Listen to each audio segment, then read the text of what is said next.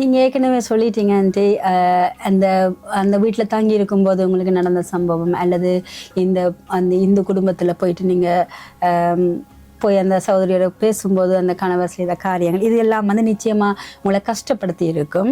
ஆனால் எல்லாத்தையும் விட நீங்கள் மறக்க முடியாத எமோஷனலாக நீங்கள் டவுன் ஆக்கின ஏதாவது ஒரு சம்பவம் இருக்கிறதா? எமோஷனலாக நான் சம்பவம்னு சொன்னாக்கா, அந்த சகோதரி வீட்டில் அவங்க நடந்து கொண்ட விதம் எனக்கு சொல்லாமல் கொள்ளாமல் அவங்க சமைச்சு சாப்பிட்டுட்டு எல்லாத்தையும் க்ளீன் பண்ணி விட்டுட்டு போய் படுத்துது. ஆனால் அதுக்கு பிறகு மனம் உணர்ந்து இன்னாரால தானே அப்படி செய்தேன்னு சொன்னப்போ எனக்கு மனம் மாறுதல். ஆனாலும் கூட அப்போ தான் நான் ரொம்ப வேதனைப்பட்டேன். அப்போ எங்கள் ஊழியக்காரர்கிட்ட சொல்லி எனக்கு வேறு ஒரு இடம் பார்த்து கொடுக்கும் அப்படின்னு சொல்லிட்டு நான் அங்கேருந்து இடம் மாறினேன். ஒரு வருஷத்தில் 7 வீடுகள் மாறினேன். ஆனால் கோவப்படலை, சந்தோஷமாக மாறினேன். ஏன்னா ஊழியத்தான் முக்கியம், ஆத்மாக்கள் தான் முக்கியம். அதுக்காகத்தான் நான் வந்தேன். அதுக்காகத்தான் நான் டபுள் நிமோனியாவிலேருந்து என்னை பாதுகாத்தேன். அதுக்காகத்தானே 6 மாதம் குழந்தையில என் ஜீவனை காப்பாற்றினார். இதுதான் எனக்கு கண்முன்னதாக இருந்ததே தவிர இந்த சூழ்நிலைமைகளை என்னை அசைக்கலை. இந்த சூழ்நிலைமைகளை என்னை அசைக்கலை. ஆனாலும் எங்கே போனாலும் நீங்கள் வாங்க, இன்னும் போன வாரம் வரல அப்படி தான் கேட்பாங்களே தவிர கர்த்தருடைய கிருபை அவர் இருந்ததுனால தான் அந்த ஊழியம் செய்ய முடிஞ்சது. இல்லைன்னா செய்திருக்க முடியாது.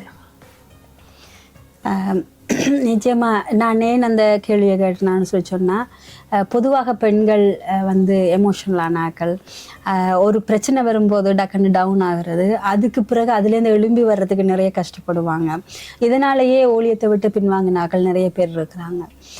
அதனால தான் நான் இந்த கேள்வியை கேட்டேன்னு சொன்னால், நீங்களும் அவர்களை போலவே நிறைய பிரச்சனைக்குள்ளால போயிருக்கிறீங்க, நிறைய எமோஷனலாக நீங்கள் கஷ்டப்பட்டிருக்கீங்க. ஆனாலும் இந்த வயசு வரைக்கும் நீங்கள் அந்த ஊழியத்தை தொடர்ந்து நடத்தி இருக்கிறீங்கன்றது அவர்களுக்கு அது ஒரு சாட்சியாக இருக்கட்டும் அப்படின்றதுக்காக. காரணம் என்ன? கர்த்தருடைய அன்பிலிருந்து என்னை பிரிப்பவன் யார்? உபத்திரவமோ, வியாதியோ, வியாகுலமோ, எதுவும் அவருடைய அன்பிலிருந்து பிரிக்க முடியாது. ஏன்? 6 மாதம் குழந்தையில என் ஜீவனை காப்பாற்றினார். டபுள் நிமோனியா வந்தப்போ மருந்து இல்லாமல் சுகத்தை கொடுத்தார். இந்த சாட்சிகள் எனக்குள்ளவே இருந்து பலப்படுத்தினது. இல்லைன்னா இப்போ இந்த நிலையில் பெட்டில் இருக்கிறது கூட எத்தனையோ சோர்ந்து இருக்கலாம். ஆனால் எனக்கு சோர்வு வரல. கிருபை. ஏன்? உபத்திரவத்தை அனுபவிச்சிருக்கிறார் எனக்காக. 5 காயங்களை ஏற்று சிலுவை மரத்தில் எவ்வளவு சந்தோஷமா, பிதாவே இவர்களுக்கு மன்னியும், தாங்கள் செய்கிறது என்னதென்று அறியாதிருக்கிறார்கள்னு சொன்னவர் கடைசியா என் ஆவியை உடைய கரத்தில் ஒப்பு கொடுக்கிறேன், எல்லாம் முடிந்ததுன்னு சொன்னாரு. அந்த நிலை வரைக்கும் என்னை காத்துக்கொள்ள ஆண்டவர, உம்முடைய அன்பை உள்ளத்துல ஊற்றும், உம்முடைய சமாதானத்தை எனக்கு கூட்டித்தார். உன் பாதையில் ஓடி உன் சித்தத்தை செய்து எனக்கு வைத்திருக்கிற ஜீவிக்கிற இடத்தை பெற்றுக்கொள்ள எனக்கு உதவி செய்யும். இதுதான் என்னுடைய நோக்கமும். எல்லா சூழ்நிலையிலையும் மனரமியமாக இருக்கவும் ஒரு காரணம். கர்த்தர் பாதுகாத்து கொள்வாராக. ஆமென். ஆமென். ஆமென். நல்லது ஆண்டி, நன்றி. உங்களுடைய அனுபவங்கள், உங்களுடைய ஆலோசனைகள் நிச்சயமாக என்னை ஊக்கப்படுத்தி இருக்கிறது. அதுபோலவே இதை பார்த்து கொண்டிருக்கிற ஏனைய பெண்களுக்கு, ஊழியம் செய்கிறவர்களுக்கு உற்சாகத்தை கொடுத்திருக்குமென்னு சொல்லி நான் விசுவாசிக்கிறேன். என்னோடு கூட அருமையான தாயார் ராணி சிகாமணி அவர்கள் இணைந்து கொண்டிருக்கிறார்கள். அவருடைய இந்த வயதிலும் கூட எனக்கு இந்த நேர்காணலை கொடுக்கிறதுக்கு அனுமதி கொடுத்தது அது என்னுடைய பெரிய பாக்கியமாக நான் கருதுகிறேன். நிச்சயமாக இந்த நேர்காணல் ஒவ்வொருவருக்கும் ஒரு பெரிய பொக்கிஷமாக இருக்கும்னு சொல்லி நான் விசுவசிக்கிறேன். ஆண்டவர் அவருக்கு கொடுத்த தன்னுடைய அனுபவங்கள், ஆண்டவர் அவருக்கு கொடுத்த ஆலோசனைகளை இன்றைக்கு எங்களுக்கு கடத்தி இருக்கிறது ஒரு ஆசீர்வாதமாக நான் கருதுகிறேன். ஆண்டி, நீங்கள் பார்க்குறவர்களுக்கு நீங்கள் என்ன சொல்ல விரும்புகிறீங்க? கடைசியாக உங்களுடைய வார்த்தைகள். கர்த்தருக்குள் பிரியமான சகோதரிகளே, வாலிப பிள்ளைகளே, கர்த்தருக்காக ஆகிலும் செய்ய வேண்டும் என்று வாஞ்சிக்கிற ஒவ்வொரு சகோதரிக்கும் என்னுடைய உள்ளத்தின் ஆழத்திலிருந்து வாழ்த்துதல் கூறுகிறேன், ஆசீர்வதிக்கிறேன். சத்தியத்தை அறிவீர்கள், சத்தியம் உங்களை விடுதலை ஆக்கும் என்ற வாக்குத்தத்தத்தை மறந்து விடாதீர்கள். எவ்வளவு தூரம் நம்ம சத்தியத்தை ஏற்றுக்கொண்டோமோ, இந்த சத்தியத்தை அறியாதவர்களுக்கு நாம் அதை எடுத்து புகட்ட சாதாரண காரியம் அல்ல. முதலாவது நான் வாசிக்கும் நிருபமாக இருக்க வேண்டும் அவர்களுக்கு. இரண்டாவதாக நான் அவர்களுக்கு நடமாடும் ஆலயமாக என்னுடைய வார்த்தையில், என்னுடைய செய்கையில், என்னுடைய நடத்தையில் நான் ஜீவிக்கும் பொழுது தான் அவர்களும் உள்ளம் திறந்து உண்மை ஏற்றுக்கொள்வார்கள். அப்படியாக என்னுடைய சாட்சியை தான் நான் பகிர்ந்து கொண்டேன். என்னை வழி நடத்தின கர்த்தர் உங்கள் ஒவ்வொருவரையும் வழி நடத்துவார். பயப்பட வேண்டாம், தயங்க வேண்டாம். காலம் கொடியது, கர்த்தருடைய வருகையோ மிக மிக சமீபம். இனி நாம் அவரை நோக்கி பார்க்கும் பொழுது கர்த்தர் வாக்கு கொடுத்திருக்கிறார், என்னை நோக்கி பார்க்கும் பொழுது உம்முடைய முகங்களை பிரகாசிக்க செய்வேன் என்று. அவருக்கு நாம் எழும்பி சாட்சிகளாக ஜீவிக்கும் பொழுது அவருடைய முகப்பிரகாசம் நம்மிலே வீச, இருளை இருக்கிறவர்கள் அந்த வெளிச்சத்தை கண்டு விசேஷித்த வண்ணமாக சகோதரிகள், வாலிப பிள்ளைகள் உலகத்தால் இழுக்கப்படாதபடி தேவ அன்பினால் கட்டப்பட்டவர்களாக அவருக்கு சாட்சிகளாக எழுப்பி பிரகாசிக்க நான் ஜெபிக்கிறேன். உற்சாகத்தோடு இருங்கள், எழும்பி பிரகாசியுங்கள். அவருடைய வருகை மிகவும் சமீபம். நாம் புத்தி இல்லாத கன்னிகளைப் போல அல்ல, புத்தி உள்ளவர்களாக அவருடைய வருகையிலே காணப்பட, அவரோடு நாம் கடந்து செல்ல கர்த்தர் நம் ஒவ்வொருவருக்கும், உங்கள் ஒவ்வொருவருக்கும் உதவி செய்வாராக. கர்த்தர் தாமே ஆசீர்வதித்து தம்முடைய முகத்தை உங்கள் மேல் பிரகாசிக்க செய்து ஆணி பாய்ந்த கரத்தால் உங்களுடைய உள்ளத்தின் பாரங்களை அகற்றி சந்தோஷ சமாதானத்தோடு அவரை நோக்கி பார்த்து சித்தத்தை நிறைவேற்ற உங்களுக்கு உதவி செய்வாராக. ஆமென். கர்த்தர் ஒவ்வொருவரையும் ஆசீர்வதிப்பாராக. இந்த தருணத்தை கொடுத்த எழும்பி பிரகாஷ் என்ற இந்த ஊழியத்திற்காகவும் நான் கர்த்தருக்கு நன்றி செலுத்துகிறேன். அவருடைய ஊழியம் இன்னும் அநேக வாலிப சகோதரிகளை, தாய்மார்களை எழுப்பி இருண்ட இந்த உலகத்தில் வெளிச்சம் வீச அவர்கள் எடுக்கும் பிரயாசங்களாம் என்றும் ஆமேன் என்று வெற்றி சிறக்க வேண்டும் என்று ஜெபித்து கர்த்தருக்கு நன்றி செலுத்துகிறேன். துதிகரம் மகிமை அவர் ஒருவருக்கே. ஆமென், ஆமென், ஸ்தோத்திரம். Praise God sister, praise God brother.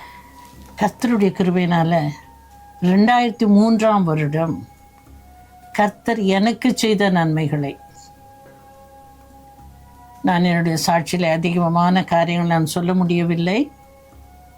கர்த்தர் எனக்கு கொடுத்த ஒரு கட்டளை, நான் உனக்கு செய்த நன்மைகளை சிறு பிராயத்திலிருந்து அதை எல்லாவற்றையும் நீ ஒரு புத்தக வடிவில் எழுதி வெளியிடும் பொழுது உன் சாட்சியின் மூலம் ரட்சிக்கப்படுகிறவர்களை விட இதை வாசிக்கிறவர்களை நான் ஆசீர்வதிப்பேன், அவர்களை எடுத்து உபயோகிப்பேன் என்று வாக்கு கொடுத்தார். 13 வருடங்கள் கால தாமதம் செய்தேன். 2003 வருடம் முதற்கொண்டு 2016 வருடம் வரையிலே அதற்குள்ளதாக ஒரு சகோதரி ஊழியத்தில் இருக்க சகோதரி பார்த்து அவரோட அநேக புத்தகங்களை எழுதியிருந்தார்கள். அவரிடம் கேட்டேன், இப்படி நான் ஒரு புத்தகம் எழுத வேண்டும், கர்த்தர் என்னுடைய அனுபவத்தை எழுத சொல்கிறாரே. அப்போ சொன்னாங்க, ஆண்டி நீங்கள் வாங்க கோயம்புத்தூர், எங்கள் வீட்டுக்கு வாங்க, நான் உங்களோடு கூட இருந்து அதை நாம் எழுதலாம். அப்பொழுது தான் நானும் என் நேசரும் என்ற இந்த புத்தகத்தை எழுதி முடிக்க கர்த்தர் உதவி செய்தார். ஏன் நான் இந்த 2 கரங்களை உயர்த்தி இருக்கிறேன் என்றால், என் தாய் மரிக்கும் தருவாயில் நான் அவருடைய பார்க்க போயிருந்தேன்.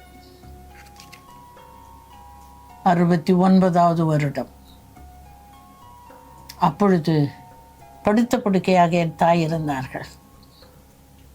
அப்பொழுது என் தாய் 2 கரங்களை வைத்து எனது வலது பூஜ்யத்தை தடவி தடவி தடவி ஆசை தீர பிறகு 2 கைகளையும் வாதத்துக்கு எடுத்தார்கள்.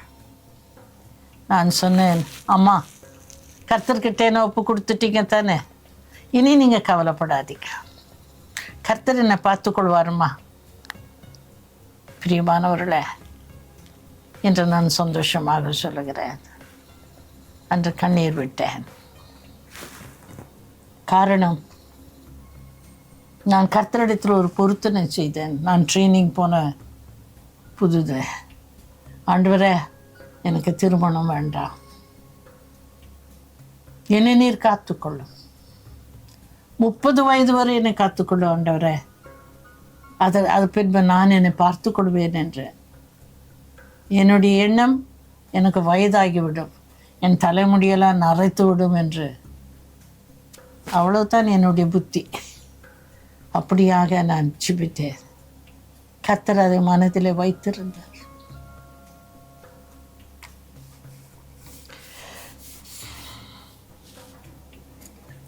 சரியாக 30 வயது என் தாய்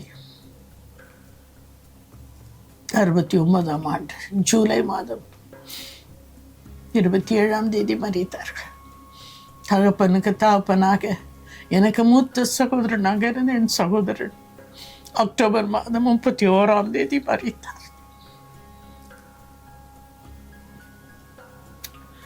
அப்பொழுது உணர்ந்தேன், என் தாய் என்னை கர்த்தருடைய கரத்தில் ஒப்பு கொடுத்தது எவ்வளவு பிரயோஜனம். அதையெல்லாம் நினைவு கொடுத்துத்தான் அந்த புத்தகத்தை எழுதினேன். என் சாட்சியைத்தான் எழுதி அதற்கு பின்பதாக நான் பார்க்க பொழுது, என் சகோதரன் மரிக்கும் முன்பதாக அவர் எனக்கு ஒரு கடிதம் எழுதி 69ஆம் ஆண்டு அக்டோபர் மாதம் பேங்க்கில் வச்சிருக்கிறார். அந்த கடிதம் எனக்கு கிடைக்க 45 வருடங்கள் ஆனது. ஆனால் அண்ணா அந்த கடிதத்தில் 5 தீர்க்க தரிசன வார்த்தைகளை எழுதியிருந்தார், வாக்குத்தத்தங்கள். 1, இந்த கடிதம் உன் கைக்கு கிடைக்கும் பொழுது உனக்கு வயதாக இருக்கும், நான் கையில் எழுதினால் அதை நீ படிக்க மாட்டாய் என்று சொல்லித்தான் பாஸ்டருடைய மகனை கொண்டு டைப் செய்து வைத்திருக்கிறேன். 2வது, ஏற்ற காலம் யாரையும் நம்பாதே, கர்த்தர் உன்னோடு கூட இருக்கிறார். ஏற்ற காலத்திலே கடல்களை கடந்து உலகத்தின் பல பகுதியிலே என் சித்தத்தை நிறைவேற்ற நான் உன்னை அழைத்து செல்வேன் என்று கர்த்தர் சொல்லுகிறார். 4வதாக, நான் ஒரு வாலிப தம்பியை பார்க்கிறேன்.